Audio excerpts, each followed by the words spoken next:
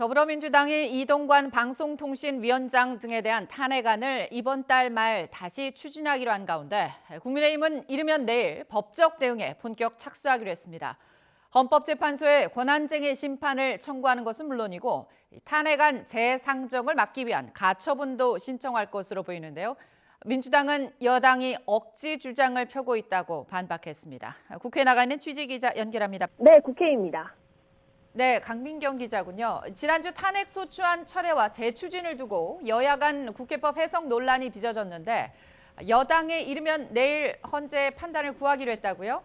그렇습니다. 국민의힘은 이동관 방송통신위원장과 이정섭, 손준성 검사에 대한 탄핵 소추안이 국회법상 철회될 수 없다는 입장을 고수하고 있습니다.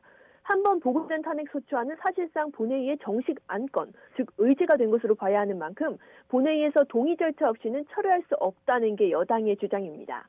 박정화 수석 대변인은 오늘 논평에서 국회법도 아랑곳하지 않는 민주당식 나쁜 정치 꼼수가 끝이 없다며 방탄 국회의 오명을 벗기도 전에 방탄 탄핵까지 밀어붙이려 한다고 비판했습니다. 국민의힘은 탄핵안 철회서를 결재한 김진표 국회의장을 상대로 이르면 내일 헌법재판소에 권한쟁의 심판을 청구하기로 했습니다. 헌재의 판단이 나오기 전에 민주당이 탄핵안을 본회의에 다시 상정하는 걸 막기 위해 가처분 신청도 함께할 방침입니다.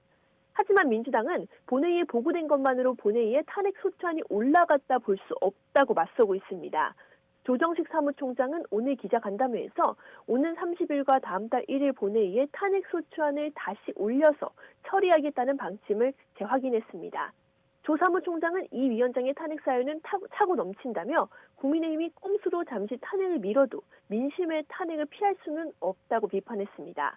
또 이 위원장 등의 탄핵안을 정기국회 내에 재추진하는 건 일사부재의의 원칙에 어긋나지 않는다는 법원의 판단이 있다며 여당을 향해 더는 억지 주장을 하지 않길 바란다고 지적했습니다. 이런 가운데 야당 주도로 본회의에서 통과된 노란봉투법과 방송 3법을 둘러싼 여야의 신경전도 계속되고 있습니다. 본회의에서 무제한 토론, 필리버스터를 전격 철회한 국민의힘은 법안의 부당성을 알리겠다며 내일부터 온라인 필리버스터에 들어갑니다. 여론전을 이어가면서 각계 의견과 부처 상황 등을 살핀 뒤에 대통령 거부권 행사도 공식 건의할 것으로 예상됩니다. 민주당은 윤석열 대통령을 향해 법안을 즉시 공포해야 한다고 거듭 촉구했습니다.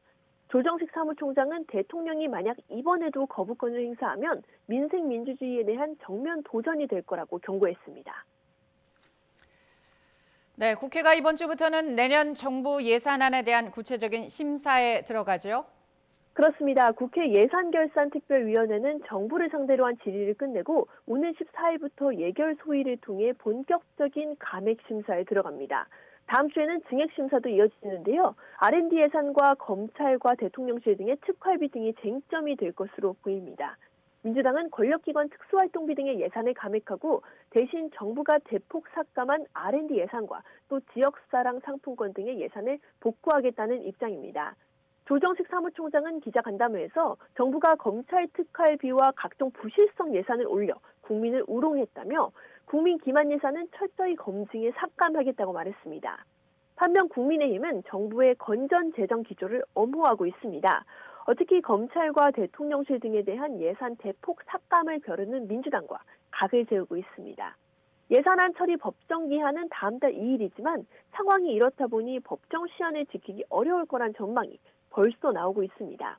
내일은 이종석 헌법재판소장 후보자에 대한 인사청문회도 예정돼 있는데 여기서도 여야의 공방이 불가피해 보입니다. 지금까지 국회에서 전해드렸습니다.